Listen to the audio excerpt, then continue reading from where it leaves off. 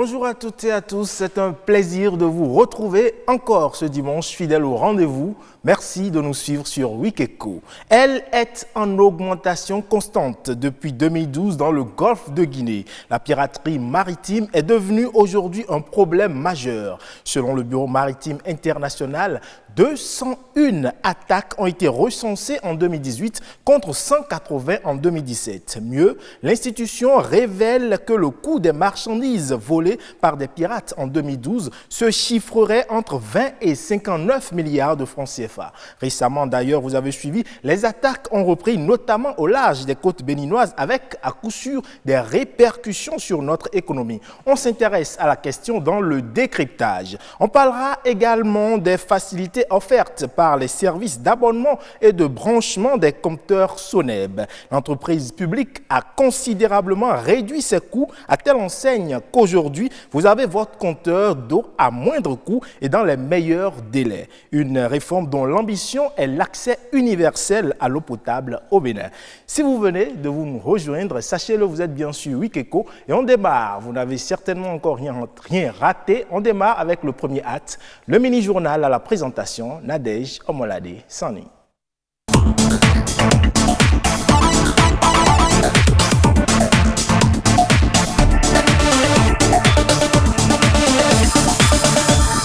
Bonjour à tous, bienvenue dans le mini-journal sur Week-Echo. Les inondations sont devenues récurrentes dans la capitale économique. La petite saison des pluies de cette année est caractérisée par un temps très perturbé avec de fréquents passages pluvieux. La pluviométrie est exceptionnellement élevée et bat plusieurs records depuis 2010. Evra Anani nous éclaire sur ce phénomène. Avez-vous l'impression qu'il y a beaucoup plu ces derniers temps à Cotonou? 348 mm d'eau sont tombés de septembre à octobre. La pluviométrie de cette petite saison bat plusieurs records, dont le plus élevé date de 1987, 272 mm. Pour cette saison de pluie, la pluie n'a pas tardivement commencé, selon mes appréciations. Et lorsque ça a commencé, bon, il y a eu un essai. Et en termes de quantité de pluie recueillie, ce mois-ci, je prends le mois d'octobre, nous avons 348,2 mm. Et ces 348 mm ont été recueillis en 22 jours. Mais l'année dernière, nous avons pu recueillir pour le mois d'octobre 169,1 mm pour 12 jours de pluie. Et en faisant une comparaison avec l'année 2010, qui a été l'année déclarée catastrophique au niveau du Bénin, nous pouvons dire que nous avons eu 198,7 mm de pluie. Il se pourrait que la situation se calme à partir de la semaine du 5 au 11, la situation commence à totalement s'améliorer. Le caractère des précipitations dépend de la formation des nuages qui sont à l'origine de la pluie. Nous avons plusieurs sortes de pluie qui proviennent de différentes sortes de nuages. Les nuages que vous voyez, ils sont répartis sur trois couches. Il y a les nuages bas, les nuages moyens et les nuages supérieurs. Et il y a des nuages qui donnent la pluie. Ce n'est pas toutes sortes de nuages qui donnent la pluie. Il y a ceux qui donnent la pluie, il y a ceux qui ne donnent pas la pluie. Il y a même les nuages de beau temps, quand tu l'as, tu sais que c'est le beau temps, il n'y a rien. Au niveau de l'équateur, dans nos zones, c'est les pluies orageuses, c'est-à-dire il y a des formations, des nuages, des gros nuages noirs que vous voyez. Souvent là, c'est des nuages d'orage, souvent vous voyez l'éclair, tout ça là. Ce sont ces nuages qui donnent beaucoup plus la pluie chez nous, surtout les pluies intenses. Mais en dehors de ces nuages, il y a des nuages bas, des nuages stratiformes qui sont épais, qui sont étalés, qui ne sont pas si forts, mais ils donnent de petites pluies, mais sur une longue période. À l'instar de nombreuses villes africaines, une bonne planification urbaine pourrait résoudre la problématique actuelle des inondations et ensuite s'adapter aux potentielles modifications des précipitations extrêmes à venir. La grande majorité des unions débutent sans aucune préparation formelle. Le mariage appelle certaines obligations, conditions et formalités à remplir avant de se dire oui. Au nombre de ces formalités, il y a le certificat prénuptial dans lequel est mentionné le résultat des analyses médicales des futurs mariés. En quoi consistent ces examens et pourquoi le législateur béninois l'exige? Amitié Samedi et Éléonore Lanouin pour plus de précisions. Partie intégrante des conditions de forme du mariage, le certificat prénuptial constitue une pièce capitale à fournir et la condition sine qua non avant la célébration de tout mariage civil au Bénin. Ce n'est pas une fantaisie, c'est une disposition légale contenue dans le Code des personnes et de la famille. L'article 127 du Code des personnes et de la famille, c'est bien dedans. La loi dit les deux doivent se communiquer le résultat. La deuxième partie là est très importante. Donc, il ne suffit pas de faire ces examens médicaux que nous appelons certificat prénuptial, mais aussi les deux époux doivent se communiquer les résultats. Ces examens prénuptiaux concernent par exemple les hépatites, au nombre des maladies et surtout le groupe sanguin. Ils doivent savoir s'il y a des incompatibilités. Ces éventuelles incompatibilités qui résultent du bilan prénuptial ne visent pas à empêcher l'union des futurs conjoints. La législation béninoise reste limitée. À ce propos, les avis sont divergents. Il faut voir l'avenir en fait. Il ne faudrait pas exposer les enfants et même ma santé à moi et celle de mon mari. Il ne faudrait pas vraiment. Bon, on peut toujours être compatible avec quelqu'un d'autre après. Je ne prends pas de risques. Je vais le faire prendre les risques. À cet stade de la relation, je ne pense plus rebrousser chemin. Rebrousser chemin avant qu'il ne soit tard serait la décision responsable. S'entêter au nom de l'amour comporte d'énormes risques pour les futurs époux. Il y a eu un cas comme ça où les époux étaient incompatibles, pas par le sida, mais incompatibles par les analyses sanguines. Et on a constaté que si le couple se mariait, ils ne feront que des enfants mongols, des enfants malades, mal formés. Comme ils sont tous d'une religion, ils ont décidé de ne pas se traiter et ils se sont mariés quand même, d'accord, en disant que Dieu fera. Mais successivement, tous les 3 enfants qu'ils ont eus, c'était des enfants malades. La femme est décédée et l'homme aussi est décédé par la suite. Et s'ils avaient peut-être accepté de se quitter pour refaire un autre lien de mariage avec d'autres, peut-être qu'on n'en arriverait pas là. C'est très important de suivre les indications, je peux dire, du certificat prénuptial. Des examens en amont pour jouir pleinement de son mariage. C'est une bonne démarche pour préserver sa santé, celle de ses progénitures, ses revenus, voire la stabilité de son couple. Nous vivons à tout âge des moments difficiles. Un deuil par exemple, la perte d'un emploi, des problèmes d'argent, un manque d'affection qui nous ronge, un divorce ou encore une rupture sentimentale. Ce sont des situations inhérentes à la vie et personne n'en est à l'abri. Mais face à ces événements, il y a une maladie qui nous guette quand on n'y prend pas garde. Il s'agit de la dépression, un trouble mental qui affecte nos comportements. Quels sont les facteurs de risque et la prise en charge appropriée? Alphonse Kbalé et Patrick Adiagbodjo ont posé la question aux spécialistes. La dépression peut être à l'origine de toutes les pathologies mentales. Très répandue, selon l'Organisation mondiale de la santé, OMS, la dépression toucherait près de 300 millions de personnes dans le monde. Une personne sur 5 connaîtra un épisode dépressif au cours de sa vie. Lorsqu'un être humain tombe dans une dépression, il a l'impression d'être dans un gouffre. Il éprouve le sentiment de culpabilité. Il se sent prisonnier d'un univers où rien n'a de sens. Tout ce qui l'entoure suscite en lui de l'angoisse. Généralement, les dépressifs perdent le goût de la vie. Ils se heurtent à plusieurs facteurs de risque. Il y a des personnes qui fonctionnent avec des attitudes, avec des pensées qui sont déjà en disposition de conduire à la dépression. Il y a des personnes qui ne viennent pas à la dépression par ce processus, mais qui sont secouées par un événement traumatique. Les troubles sexuels sont aussi remarqués dans les cas de dépression. Les gens peuvent avoir des dysfonctionnements sexuels, aussi bien les femmes que les hommes. Il y a les cas de suicide. Les idées de suicide ou les tentatives de suicide qu'on retrouve majoritairement dans les cas de dépression.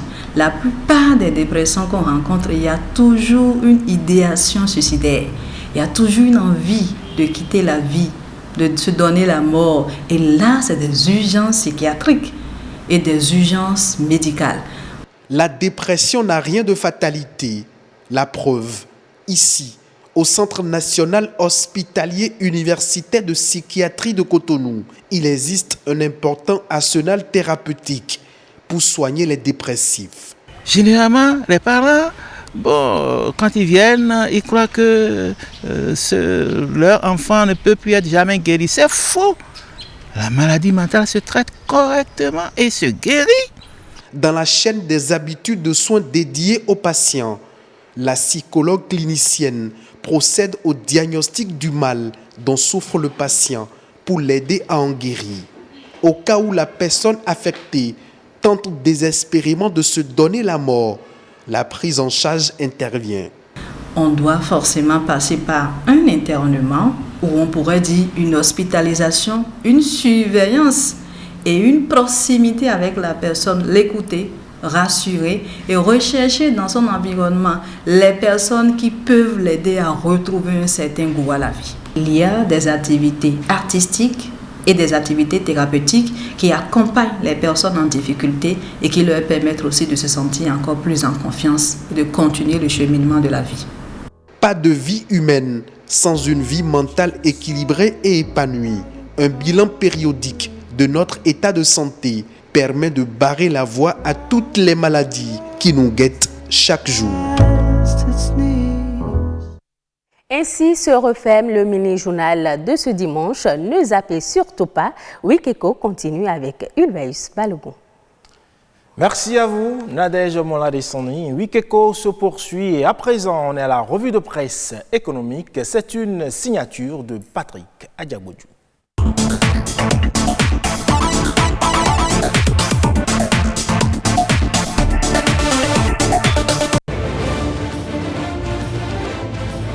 Très chers fidèles téléspectateurs de l'émission Wikeko, bonjour et bienvenue à la revue de presse économique sur BB24. Les performances économiques du Bénin restent bonnes et promettent une solidité de l'économie béninoise avec une croissance haussière. La Nation placade l'information à la une de sa publication du mercredi 6 novembre 2019. Évaluation des performances économiques par le FMI. Le Bénin maintient le cap de la croissance. Une croissance qui se porte bien en dépit des chocs exogènes qui l'assaillent. Le Télégramme s'est aussi intéressé aux performances économiques du Bénin, saluées par le FMI. Le journal donne plus de précisions et écrit dans sa parution du jeudi 7 novembre 2019. 5e revue du FMI au Bénin. Le programme du FMI est globalement un succès, dit cite Luc Hérode, chef de mission. Selon lui, tous les indicateurs de performance sur la première moitié de 2019 ont été atteints. Le déficit au premier trimestre a été plus bas que prévu. La mobilisation des recettes fiscales a été excellente. Bénin Intelligent nous apprend dans sa publication du mercredi 6 novembre 2019 que du 27 au 29 novembre 2019, la capitale russe accueille un grand rendez-vous d'affaires et d'investissement. Il s'agit du Forum Perspectives et Opportunités de coopération entre la Russie et le Bénin. À l'occasion de ce forum, le potentiel commercial, culturel et artistique béninois sera présenté aux investisseurs russes. Un cadre propice et idéal pour les échanges commerciaux entre les deux pays sera créé. Les entrepreneurs béninois et investisseurs russes vont nouer des relations d'affaires et d'investissement. Le journal précise également qu'à cette messe d'opportunités de coopération, la toute première galerie d'art privé au Bénin, encadrement design, fera aussi parler de la destination Bénin. La Nation y consacre une demi-page dans sa parution du mercredi 6 novembre 2019. Pêle-mêle, réforme dans le paiement des prestations sociales dans la Caisse nationale de sécurité sociale.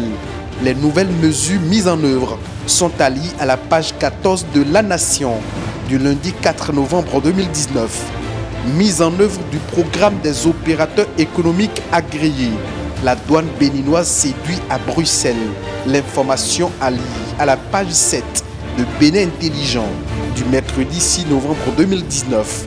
Fin de la revue de presse économique. À dimanche prochain. Merci à vous, Patrick Adiabodjou. On installe sans plus tarder le plateau décryptage.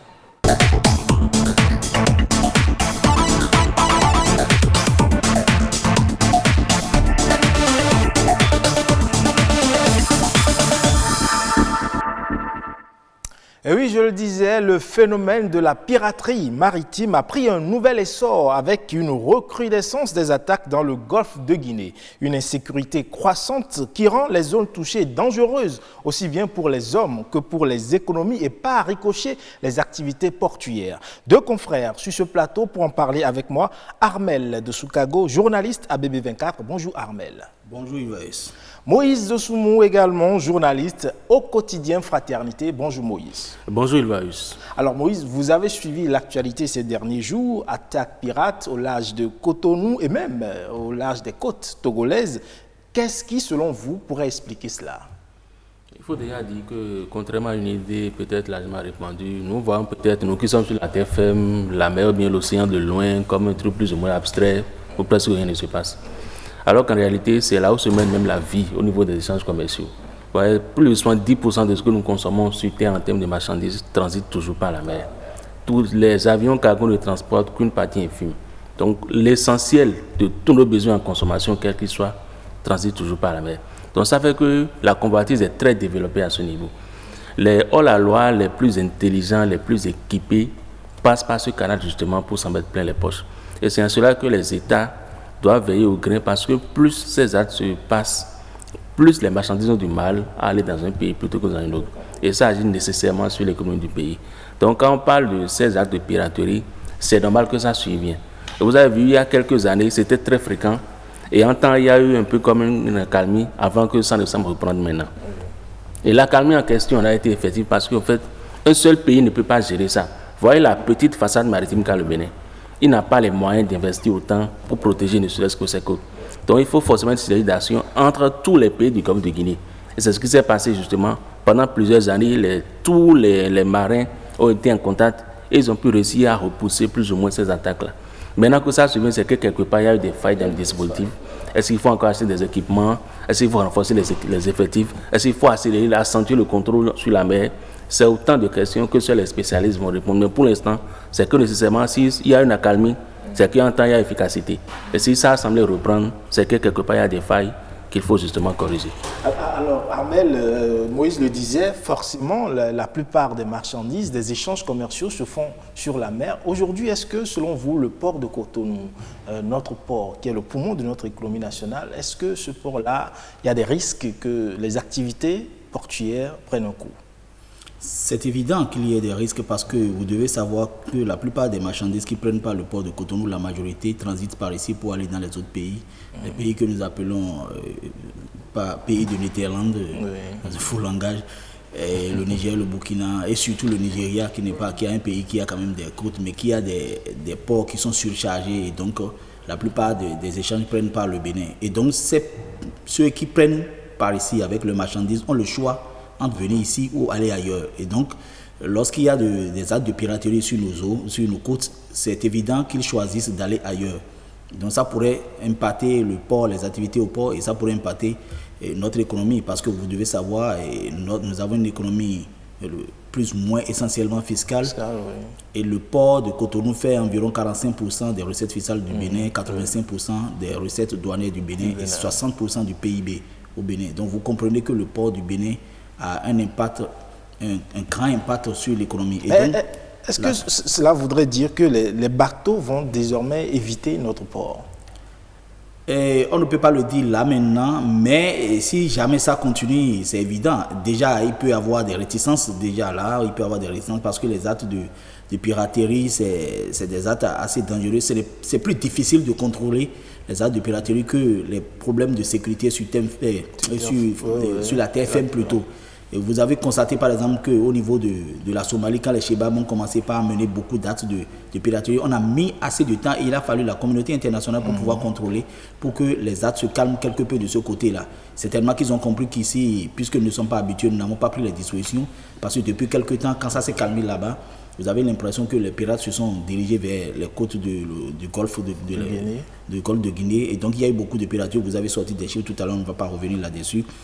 Et donc la probabilité est forte parce que celui qui doit aller par exemple au Burkina ou au Niger, il peut toujours aller du côté de la Côte d'Ivoire. C'est peut-être un peu plus loin, mais je crois quand même que ce serait préférable d'avoir ces marchandises même un peu plus chères que de ne pas du tout les avoir. Et donc vous comprenez que ça va être un peu compliqué si ça continue. Alors si ça continue, ça va être compliqué. Qu'est-ce qu'il faudra faire? Je pense que le gouvernement a plus ou moins pris la mesure de la situation en initiant déjà des actions comme l'a révélé le dernier Conseil des ministres.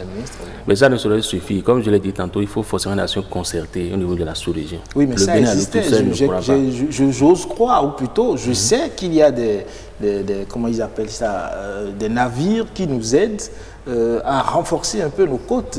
Oui, des navires qui nous aident, ça c'est bien, mais il faut qu'à terme, on puisse asseoir notre souveraineté sur l'essentiel de nos côtes, au lieu d'attendre toujours l'extérieur derrière. Oui. C'est vrai que c'est beaucoup de milliards, et c'est beaucoup de dizaines, même de centaines de milliards. Mais quand on veut vraiment, on a avec la volonté, la coopération aidant, on peut parvenir à réduire justement l'influence de ces étrangers sur notre sécurité. Parce que c'est question de sécurité quand la façade maritime, qui est aussi une frontière d'accès au pays, n'est pas justement ouverte et qu'il y a ces genres de porosité-là. Mais au-delà des actes de piraterie, il y a aussi les questions d'attractivité de notre port, qui peuvent avoir un impact sur l'économie. Maintenant, quand les conditions d'attractivité sont réunies, il faut forcément asseoir la sécurité maritime. Parce que ces navires qui viennent et qui sont piratés, en deçà, ce sont les compagnies d'assurance qui sont obligées maintenant de venir à la rescousse pour combler ces pertes-là. Et plus on voit que les actes de piraterie continuent, augmentent, plus les compagnies d'assurance refusent soit d'assurer ces navires-là, soit leur demandent d'aller voir ailleurs, au risque de voir justement les sous justement monter. Oui. Donc quand on voit tous ces aspects-là, il vaut mieux faire en sorte d'éliminer les pirates de nos côtes, au lieu de les laisser justement s'installer, comme ça semble être le cas. Encore que pour l'instant, ce n'est qu'un seul acte, du côté du Bénin et de l'autre du Togo. Si ça s'accentue, là on pourra dire qu'il y a pays dans la domaine. Mais si ce n'est qu'un acte isolé et que ça ne se répète plus de sitôt, on peut dire que la menace est enrayée pour l'instant. Alors vous le disiez, le gouvernement a décidé lors du dernier Conseil des ministres de la prise d'un décret qui renforce la protection des navires. C'est-à-dire qu'on va désormais, avant de venir à quai chez nous, il va falloir que les autorités béninoises envoient des forces de sécurité pour assurer la sécurité de cette. Est-ce une bonne décision?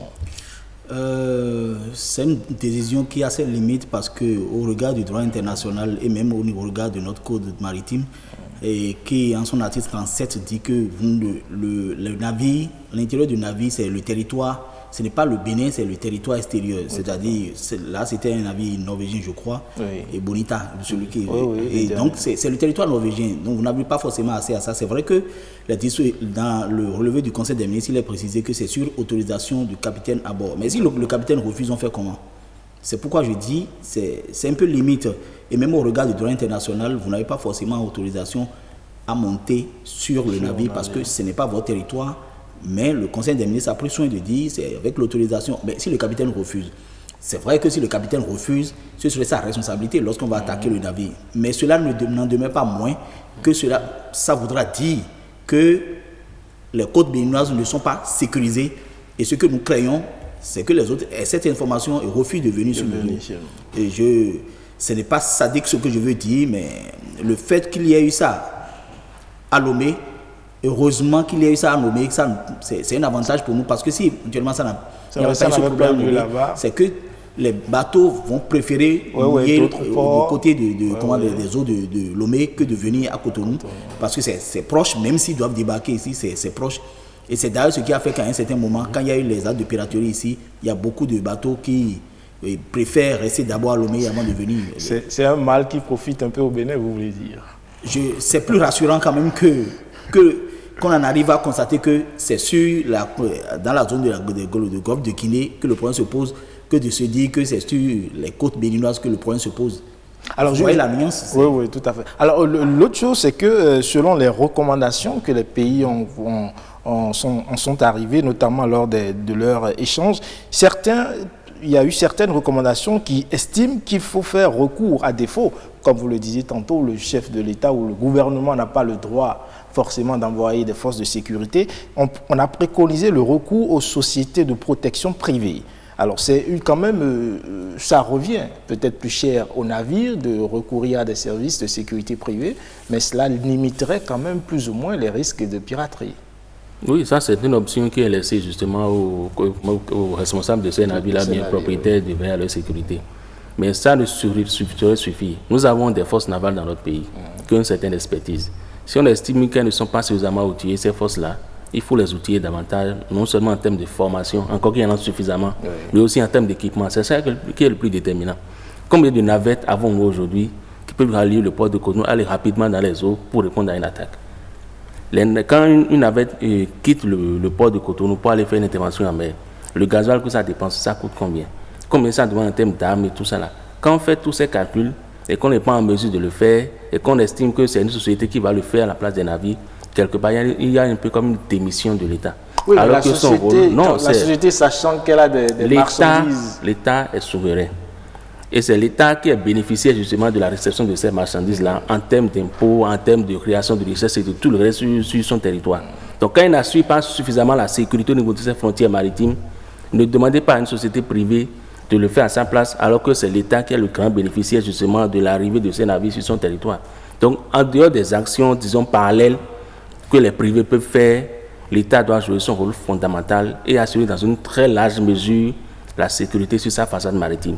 Et comme je l'ai dit, compte tenu de nos moyens limités et surtout de la proximité des différentes frontières maritimes, ce n'est pas une question nationale. Il faut une coopération sous-régionale au niveau de tout le golfe de Guinée. Là, quand on met tous les moyens ensemble, ça fait beaucoup. On peut acheter des équipements, on peut faire même des échanges entre les forces navales et les échanges d'expertise vont faire que on sera plus apte à répondre à ces mesures-là plutôt que de laisser chaque État le faire de manière séparée. Parce que si le Bénin met beaucoup d'argent à lui tout seul, ce n'est pas évident qu'il puisse enrayer la menace rien que sur son territoire. Parce que les pirates vont d'une côte à une autre. Si on ne peut pas les permettre justement, si on ne peut pas permettre aux forces navales de mettre un peu mieux infranchissable au niveau de tout le golfe de Guinée, ce n'est pas évident qu'un seul État, malgré sa bonne volonté, puisse parvenir à enrayer justement cette menace-là. Alors l'autre chose que il y a des navires qui ont proposé partager leurs informations également, notamment ceux qui font de grands échanges commerciaux, ils ont proposé partager des informations pour éviter que d'autres navires ne se retrouvent au sein de cet engrenage de piratage maritime. Évidemment, il y a les risques liés au surcoût des routes de contournement, mais tout ça, ça revient un peu cher. On ne peut pas, la question de sécurité est une question transversale. On ne peut pas marchander le coût de la question de sécurité. Et je m'aligne parfaitement sur la position de Moïse pour dire, c'est une question d'abord de souveraineté. Et après, c'est aussi une question sous-régionale. Je suis sûr que si la CEDEAO, qui est l'une des organisations régionales les plus performantes après l'Union européenne dans le monde, si la CEDEAO prend à cœur ce problème, je crois qu'on va pouvoir régler, on doit pouvoir faire quelque chose. Quel que soit ce que le Bénin peut faire, comme Moïse l'a souligné, quel que soit le Bénin peut faire, si le Togo ne fait pas pareil, si le Ghana plutôt ne fait pas pareil, ils vont toujours trouver refuge quelque part pour peut-être venir attaquer un peu plus fort que nous. Je pense qu'on doit pouvoir sortir de la logique commerciale de la gouvernance publique. C'est-à-dire on ne doit pas toujours calculer, ça c'est déjà trop cher. La sécurité ne peut pas coûter cher. La sécurité, oui, mais pour un État qui n'est pas financièrement, en tout cas, qui se cherche encore. Mais la réflexion ne doit pas aller dans ce sens. Lorsque vous avez un outil de développement qui fait 60% de votre PIB, vous ne pouvez pas dire que vous n'avez pas l'argent pour assurer ça. Il y a une question de logique. Oui. C'est-à-dire, vous dites que c'est tel outil qui me donne à manger et vous dites que vous n'avez pas l'argent de préserver cet outil-là. C'est que vous êtes dans une action kamikaze, vous êtes en train c'est de l'asphyxie, vous êtes dans une action suicide. Si on ne peut pas protéger notre port, c'est qu'on refuse de protéger notre économie, c'est tout simplement ça. Et donc, notre port étant l'outil de développement le plus performant ou qui nous rapporte le plus d'argent, on ne doit pas marchander les moyens. Comme il a dit, on doit pouvoir mettre les moyens qu'il faut. Et c'est une question de planification. Regardez, depuis quand les histoires de piraterie ont commencé. Si nous avons planifié et que nous avons décidé, par exemple, d'investir 10 milliards ou 15 milliards, et que chaque année, nous décidons de mettre 2 milliards, vous n'allez quand même pas me dire que mettre 2 milliards pour sauvegarder 60% du PIB, c'est beaucoup. 2 milliards par an. Si nous mettons 2 milliards par an sur 7 ans, vous voyez que nous avons déjà assuré totalement la sécurité de notre côte. Il y a des méthodes pour assurer. Si dans les pays occidentaux, si dans d'autres pays, on n'arrive pas à faire ce genre de choses, ou bien ça arrive vraiment rare fois, c'est qu'il y a des méthodes que des gens ont eu à faire, qui ont marché, et nous pouvons aller à l'école de ceux-là. Et nous pouvons planifier sur le temps et essayer de maîtriser nos côtes. Cependant, je dis, la question doit être évoquée dans une approche sud-sud. La question doit être dans les structures sous-régionales, ou tout au moins avec les pays qui partagent le golfe de Guinée avec nous, pour dire mais comment est-ce que nous faisons? Ça doit pouvoir être une question fondamentale. Alors, au-delà de la sous-région, l'Union africaine pourrait également s'intéresser à la question, parce que ce n'est pas que le long du golfe de Guinée. Le problème se pose également ailleurs. Oui, mais l'Union africaine est plus ou moins loin de nous. Parlons déjà de nos réalités proches ici. Si la CEDEAO, mais tout au moins les pays de Guinée, parviennent au moins à régler la menace à leur niveau, ça pourra inspirer d'autres organisations sous-régionales à faire de même. Et en fin de compte, l'Union africaine qui chapeaute tout pourra prendre des résolutions, peut-être même des moyens justement pour renforcer ce qui se fait déjà. Mais si on reste ici à faire le minimum et attendre que l'Union africaine fasse le maximum, on ne sortira jamais de ce gouffre-là. Mais l'enjeu est quand même capital. On a déjà du mal à réunir tous les pays de la sous-région autour des grands défis. Je vous ai déjà dit, la CEDEAO, c'est l'une des organisations sous-régionales qui marche le mieux. La CEDEAO a des mécanismes. Aujourd'hui, lorsque vous travaillez comme expert, par exemple, avec la CEDEAO, vous êtes mieux traité que si vous travaillez avec l'Union africaine. L'Union africaine est beaucoup moins organisée que la CEDEAO, par exemple. La CEDEAO, aujourd'hui, est une organisation qui a montré combien de fois c'est important d'avoir une relation sud-sud ou bien d'avoir une relation entre États en Afrique et en Afrique de l'Ouest particulièrement. Et je crois que la SADC aussi est en train de suivre les pas de la CEDEAO, bien sûr. Ce n'est pas une question, à mon avis, qui dépasse la CEDEAO. Et la CEDEAO, ils ont des mécanismes qui leur ont permis d'avoir des moyens pour assurer un certain nombre de choses au niveau de leur politique de développement. Et je crois que la CEDEAO peut le faire. Ce n'est pas une question qui dépasse la CEDEAO, à mon avis. Et même si, lorsqu'on laisse la CEDEAO, parce que je ne suis pas sûr que l'influence que le port de Cotonou a sur l'économie du Béninoise, que les autres ports ont cette influence sur l'économie des autres pays. Et donc nous avons différentes réalités. Dans notre réalité, c'est que en sauvegardant le port ou en assurant la sécurité du port, c'est que nous assurons la sécurité de 60% du PIB. Et c'est ça qu'il faut intégrer. Et oui, même les pays du Golfe de Guinée, ils sont combien? Ils ne sont pas nombreux. Ce n'est le Sénégal, le Libéria, la Sierra Leone, le Ghana, le Bénin, le Togo, la Guinée, et puis le Grand Nigeria, c'est tout. C'est à peine 10 pays. Si les 10 pays se mettent vraiment ensemble et mettent leurs moyens ensemble, je vous assure qu'aucun pirate ne réussira à passer d'un pays à un autre. Parce qu'à chaque fois, ce sont des murs infranchissables qui seront dressés justement contre ces pirates-là. Merci à vous, chers confrères, pour cet échange. Armel Dessou-Karou, journaliste à BB24, merci d'être venu ce matin. Merci. Moïse Soumon, journaliste au quotidien Fraternité, merci d'être passé. C'est moi. On retient qu'il faut renforcer la sécurité sous-régionale. Et nous, ici, on continue avec WIC-ECO. On laisse la place au décès de la semaine.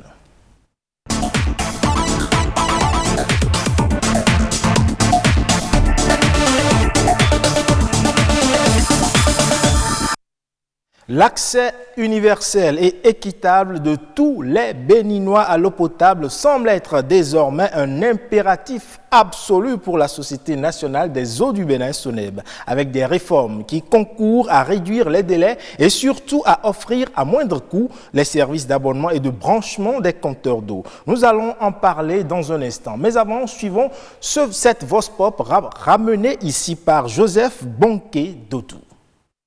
Réduire le coût de branchement de la SONEB est une très bonne chose pour la population. L'eau est une denrée nécessaire, l'eau potable à la population. Maintenant, le coût des compteurs empêchait certaines populations d'avoir ce branchement-là. Et ça réduirait les maladies liées à la consommation de l'eau non potable. C'est une décision salutaire et on aimerait que ça dure dans le temps pour soulager un tant soit peu la population. C'est une très bonne nouvelle et je pense que de ces réformes, nous en voulons et pour l'amélioration vraiment des conditions de vie de nos concitoyens. Réduire le coût du compteur, c'est déjà un pas, mais il faut également revoir le prix de l'eau parce que à Cotonou, l'eau est moins chère que dans les villages. Et si dans les villages c'est facile, même avec beaucoup de projets, on peut avoir des fontaines, on peut avoir des robinets partout, mais si les citoyens doivent toujours payer l'eau très cher, plus qu'à Cotonou même, c'est qu'il y a toujours problème. C'est une très belle chose. Ce que tout monsieur le Taon fait là, c'est bon. C'est-à-dire ça va favoriser aux démunis d'avoir de l'eau chez eux pour mieux vivre et se laver. L'eau est la source de la propriété. L'eau est très indispensable. Si on peut élargir ce projet-là dans les autres villages pour satisfaire la suivi de ces villageois en eau, c'est bon. Ce que le gouvernement a fait n'est pas mal. Et ça permettra à tout le monde d'avoir de l'eau potable à la maison pour subvenir à leurs besoins qui concernent l'eau. Ceux-là qui n'ont pas encore de l'eau potable chez eux n'ont qu'à profiter de ce moment-là pour pouvoir s'abonner et avoir de l'eau potable. Ça leur évitera beaucoup de maladies. Et voilà, vous l'avez entendu, les réformes sont en cours au niveau de la SONEB. Notre invité pour en parler ce matin, il est le directeur commercial du marketing et de la qualité. Il répond au nom de Aurélien Ontondi. Bonjour monsieur Ontondi. Bonjour monsieur le journaliste. Merci de nous honorer de votre présence. Merci, c'est moi. Et pour conduire cet entretien avec moi, comme tous les dimanches, vous le savez, lui c'est Patrick Adiagodjou. Bonjour Patrick. Bonjour, Ilvaïs Balogun. Alors Patrick, que savez-vous des innovations que la SONEB nous apporte? Nous sommes justement sur ce plateau avec l'une des personnes ressources de la Société nationale des eaux du Bénin, SONEB, pour en savoir davantage. De quoi nous voulons comprendre les innovations que la SONEB engage pour dynamiser le secteur de l'eau potable dans notre pays. Mais ce document que je tiens en main, c'est un communiqué de la SONEB. Et dans ce communiqué, la SONEB invite sa clientèle à prendre en compte les différents critères d'attribution des branchements au réseau de la SONEB. Et dans ce communiqué, on parle des critères. Est-ce que vous pouvez nous rafraîchir la mémoire sur ces différents critères d'attribution du réseau de la SONEB? Merci, monsieur le journaliste. Je vais commencer par saluer nos téléspectateurs. Et pour leur dire que depuis 2016, avril 2016 précisément, nous avons un nouveau gouvernement. Et ce gouvernement s'est doté d'un programme d'action que nous appelons le PAG. Et dans ce PAG est décliné en piliers et en axe stratégique. Et à la stratégie numéro 6, renforcement des services sociaux de base et protection sociale. Du pilier 3, amélioration des conditions de vie des populations. Il a été inscrit en ligne de mire l'accès universel à l'eau potable à tous. C'est dans ce cadre que la SONEB, qui évolue en milieu urbain et périurbain, a d'abord commandité une étude pour évaluer les campagnes de branchement promotionnel passé, pour voir les impacts sur les cibles visées. Et c'est après cette étude que nous avons décidé de réviser les critères d'attribution des branchements promotionnels ou branchements à coût réduit. Quels sont ces critères?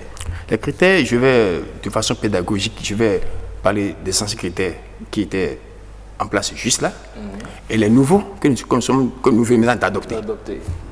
Ils se déclinent, je vais rapidement parler en 6. Au premier critère, nous avons dit, on appliquait avant, pour prendre de l'eau, prendre un branchement à coût réduit, il fallait être une personne physique. Donc, comme vous et moi, personne physique. Désormais, personne physique et personne morale.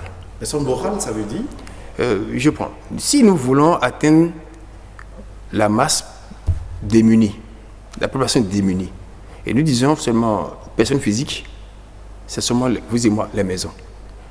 Une école primaire ne pas prendre de l'eau pour que les enfants puissent boire de l'eau.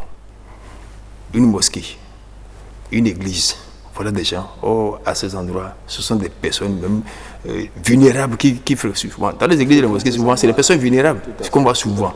Ceux-là, ils pourront boire de l'eau désormais. Donc voilà le premier critère. Deuxième critère,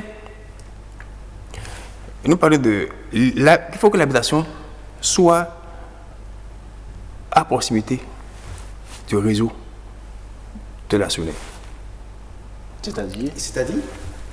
C'est-à-dire, pour prendre de l'eau, prendre un compteur à la SONEB, il y a une distance techniquement qui est admise. Il ne faut pas être à plus de 40 mètres. Donc voilà un critère pour avoir ce branchement. Il faut être à moins de 40 mètres. Pour l'avoir. C'est pour ça que le communiqué dit ici, en deuxième position, parcelle bâtie ou en chantier située à proximité immédiate d'un réseau SONEB de distribution d'eau permanent, l'exécution de branchements directs ou prise en charge par le demandeur des frais d'extension du réseau. Voilà. Parcelle bâtie, parce que c'est la population que nous voulons alimenter. De par le passé, on voit des gens qui prennent des compteurs d'eau potable sur des maisons non bâties. Très bien. Ensuite, ou bien des maisons fermées, bien sûr, des parcelles nues. Oui, mais cela ne se comprenait pas parce que pour avoir son compteur d'eau, il fallait s'y prendre une année à l'avance. Voilà. Bon, mais maintenant, on dit parcelle bâtie ou il faut être à proximité. Proximité, moins de 40 mètres. Moins de 40 mètres. Pourquoi? Parce que pour que vous ayez un service de qualité, il y a une distance donnée. L'eau doit couler sur une distance donnée. Mais là, si vous êtes trop loin. Est-ce que c'est la faute à celui qui demande l'eau? Si j'achète une parcelle qui est dans une zone plus de 50 mètres des installations de la SONEB, je ne pourrais pas avoir l'eau. Voilà. Normalement, là, la SONEB a l'obligation de la SONEB dans sa mission a l'obligation de mettre en place un réseau. D'accord, mais ça se fait progressivement. Progressivement. On ne peut pas faire tout à la fois. Vous disiez tantôt que... Maintenant, si vous êtes dans une zone où le réseau est proche de vous, soit c'est un réseau de la SONEB, là, on peut vous raccorder à moins de 40, on peut vous raccorder, ou bien c'est un particulier, c'est un privé qui avait déjà payé son extension. Dans nos tests, lorsqu'un privé supporte une extension, il en a le bénéficier sur 60 mois. Avant ces 60 mois, si une tierce personne, si un autre client manifeste l'intention de se raccorder, il doit lui payer un droit de suite, c'est-à-dire les frais de participation aux finances que lui il avait dépensé. Voilà. C'est ça que nous appelons frais de participation. Cette fois-ci, l'allègement que nous apportons, c'est quoi? SONEB calcule les frais de participation au client qui est intervenu pour demander un nouveau branchement. Mais au lieu de mettre ça à la charge, comme on le faisait juste là, à la charge du client qui est intervenu, ce montant qui est calculé comme frais de participation au réseau est supporté par la SONEB. Ce montant s'élève à combien? Ça dépend de la distance du réseau que l'individu lambda avait supporté. Et ça dépend aussi du temps d'amortissement. Parce que c'est sur 60 mois. Ce montant est calculé, mais pas mis à la charge du client qui est intervenu. SONEB prend les sous pour rembourser celui qui avait supporté l'extension. Ça c'est la nouvelle réforme. Voilà. Bon. Et dites-nous, si une personne physique ou morale demande les services d'eau potable de la SONEB, cette personne physique ou morale a droit à combien de branchements? Voilà. Branchement à la SONEB, il y en a de plusieurs types. Nous parlons de branchement direct, nous parlons de branchement principal, et ces branchements principaux admettent des branchements additionnels. Donc il y a trois types: branchement direct, branchement principal, branchement additionnel. Dans le cadre de la promotion de la campagne des branchements à coût réduit, seuls les branchements directs sont concernés. D'accord. Les branchements directs, piquer quelqu'un, raccorder un client sur un branchement direct, c'est raccorder la maison du client perpendiculairement à la conduite de la SONEB qui passe devant sa maison. Ouais. Et raccorder une fois, c'est piquer, c'est perforer le tuyau. Sur le plan technique, et pour ne pas fragiliser la conduite qui passe, le réseau qui passe, pour créer d'autres problèmes de service, nous n'avons accordé que 2 au maximum. De par le passé, c'était un seul. Nous sommes allés à 2 parce que nous avons constaté que sociologiquement, dans nos maisons, il n'y a plus de ménages. Donc, pour que les ménages ne s'agglutinent pas sur un seul compteur pour consommer et se retrouver dans des tranches de facturation élevées, nous sommes allés à 2. Maintenant, au-delà de 2, là, nous sortons de l'approche branchement promotionnel. On peut faire 5, 10, 15 comme on veut, mais on prend des dispositions pour faire des branchements principaux qui vont admettre des branchements additionnels pour les maisons. Donc, les branchements à coût réduit, mais les branchements promotionnels ne concernent que les branchements directs. C'est important. Voilà. Et combien coûtait l'installation d'un compteur de SONEB avant la prise de cette décision, de ce communiqué? Voilà. Cette décision ne concerne que le branchement direct, comme je l'ai dit. Et un branchement direct à la SONEB, avant la campagne, coûte 120 000. 120 000. Maintenant, avec la promotion, nous tombons à 50 000. Mais 120 000 à condition, avant pour l'avoir, il faut payer les 120 000 en un seul coup. D'accord. Aujourd'hui, c'est 50 000, mais on vous donne encore la latitude de payer au moins 20 000, parce qu'il y a des charges fixes, comme des timbres, des taxes qu'il faut reverser à l'État, à d'autres structures, et le reste sur 10 mois. 10 mois, ça veut dire que je donne un exemple, quelqu'un qui sort 20 000 francs pour prendre son branchement au départ. Donc avec 20 000 francs, il a le compteur à la maison. Il peut commencer par consommer. Et après payer. Et il va commencer par... Et déjà, lors de l'abonnement, il y a un carnaval, il prend un échéancier. Les 30 000 francs restants là, il dit comment il va les payer.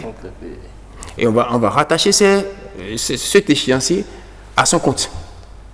Donc, il prend une facture de consommation en un mois. Il a le montant de sa consommation en eau et le montant de l'échéancier. C'est-à-dire, pour l'échéancier là, quel est le montant, quel est l'échéance qui est déjà échu. Et voilà. Donc, si ce mois, il prend sa consommation, c'est 1200 qu'il a consommé comme montant de l'eau, il a peut-être 3000 francs comme frais. C'est comme mensualité branchement. Sur nos factures, si on pouvait le montrer, sur nos factures, nous avons une place pour ça. Nous avons le montant de la consommation et nous avons le montant de la mensualité branchement.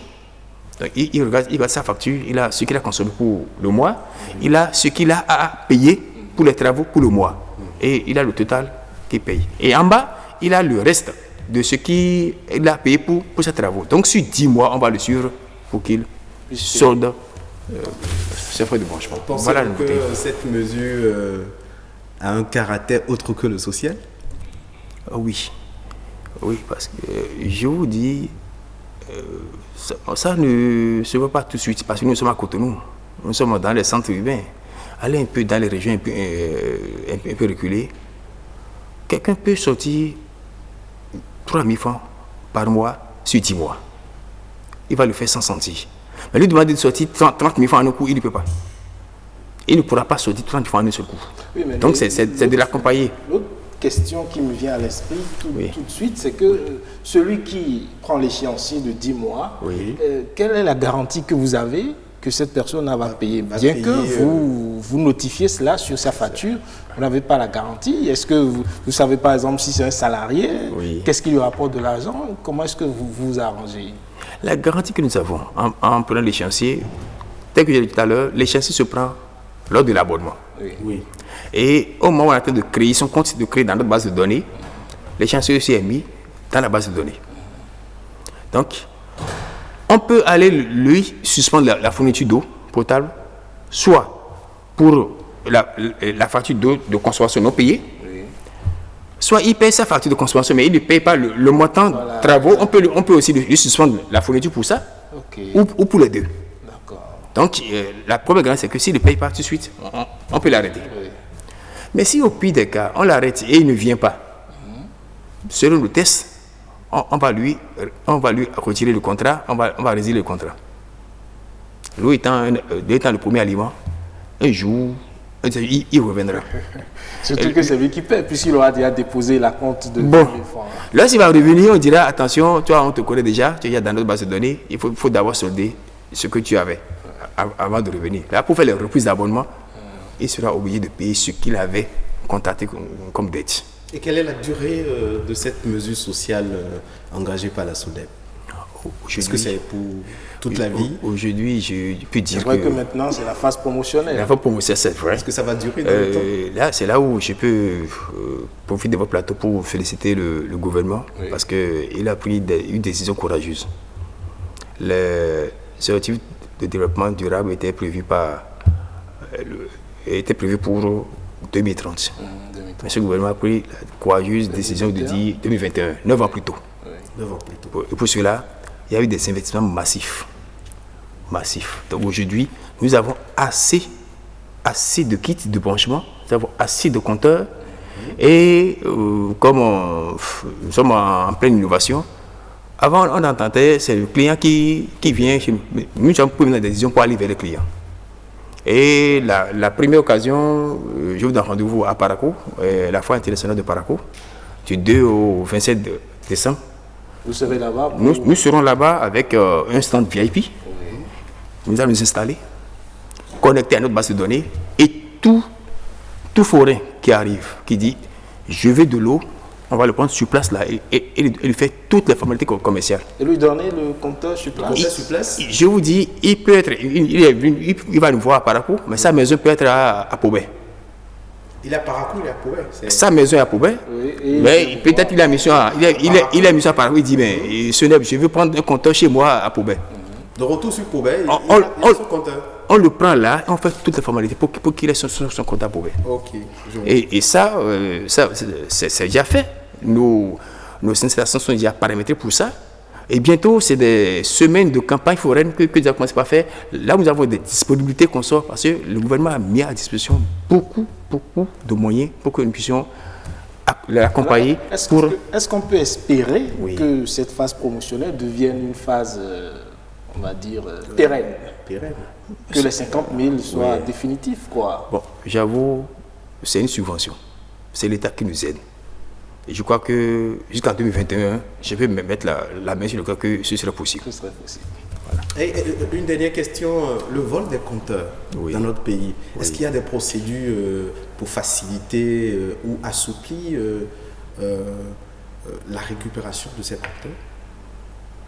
Le vol des compteurs dans les maisons? Oui. Tout à l'heure, on parlait de... Une fois qu'on dérobe mon compteur et que je me donne la volonté d'aller prendre un autre, est-ce qu'il y a des procédures de facilitation? Si. Vous avez tout à l'heure dans les critères, nous avons dit parcelle bâtie. Ou en chantier. On a joué ça même pour en chantier, parce que parfois, quelqu'un peut avoir besoin de l'eau. Mais lorsque la maison est bâtie, le compteur qui est placé est sur votre responsabilité. Il est vrai que c'est le patrimoine de la SONEB, mais c'est sur votre responsabilité. Oui. Mais si par une inadvertance, ce compteur venait à être volé, vous allez déclarer cela à la police. Vous venez, il y a une procédure pour vous donner un nouveau compteur. Et il y a aussi une procédure pour évaluer la quantité consommée du dernier relevé au jour où le compteur a été déclaré volé. Je ne sais pas si je me fais comprendre. Très bien. On a relevé le compteur, prenons un 1er novembre, et c'est le 25 qu'on l'a volé. Peut-être la veille du prochain relevé. Il y a une quantité d'IA consommée sur ça. Ouais, donc à partir de votre historique de consommation, de votre habitude de consommation, on pourrait évaluer une quantité. Le compteur a un coût dans nos livres, et puis on place le compteur automatiquement. Alors, monsieur Outondi, j'ai une question. Est-ce que toutes les communes du Bénin aujourd'hui sont raccordées? Voilà. Parce qu'il y a des zones qui n'ont pas encore l'eau. Ça, c'est vrai.